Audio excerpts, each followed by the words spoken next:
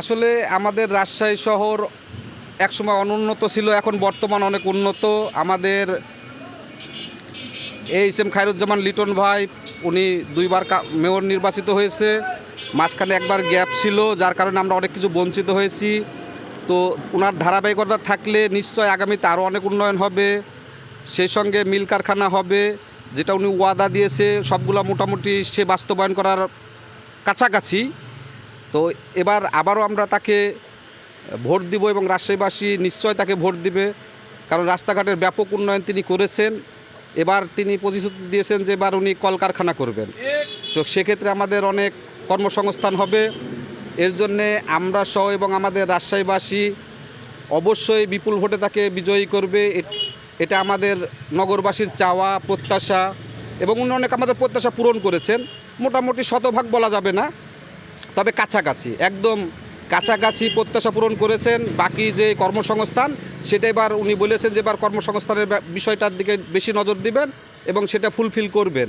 কারণ রাস্তাঘাট যেগুলো গতবারের ওনার প্রতিশ্রুতি ছিল সবগুলোই উনি পূরণ করেছেন। এবার শুধু কর্মসংস্থানের ব্যাপারটাতে বেশি নজর দিবেন।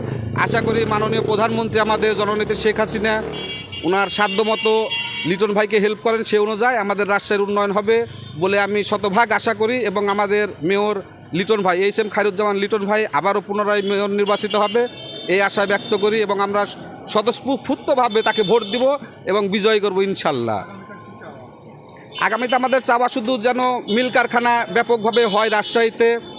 কর্মসংস্থান সৃষ্টি করলে আমাদের রাজশাহীতে অনেক বেকার, আসলে এখানে কলকারখানার খুবই সমস্যা নাই। এটার দিকে যেন উনি খুব নজর দেয়, এটাই আমাদের চাওয়া। এলাকাবাসী বা রাজশাহীবাসীর এটাই চাওয়া, যেন ব্যাপক কর্মসংস্থান সৃষ্টি হয়। হ্যাঁ, এটা তো আমাদের রাজশাহী এখন শান্তির শহর সহ খুব সুন্দর ছায়া ঘেরা পরিবেশ, রাস্তাঘাটের ব্যাপক উন্নয়ন হয়েছে, কিছু লাইট হয়েছে, এবং বিশ্বের বিভিন্ন দেশ থেকে মানুষ আসে রাজশাহীতে আমাদের শহরটাকে দেখার জন্য। রাত্রির রাজধানী আমাদের রাজশাহী শহর, এটা গোটা পৃথিবীতে সুনাম ছড়িয়ে পড়েছে। এটা লিটন ভাইয়ের অবদান, সঙ্গে আমাদের জননেত্রী শেখ হাসিনার অবদান। যাই হোক, এবার কর্মসংস্থান হলে আমাদের রাজশাহী অনেক উন্নত হয়ে যাবে, আমাদের চাওয়া পাওয়া শতভাগ হয়তো পূরণ হবে বলে আমি বিশ্বাস করি।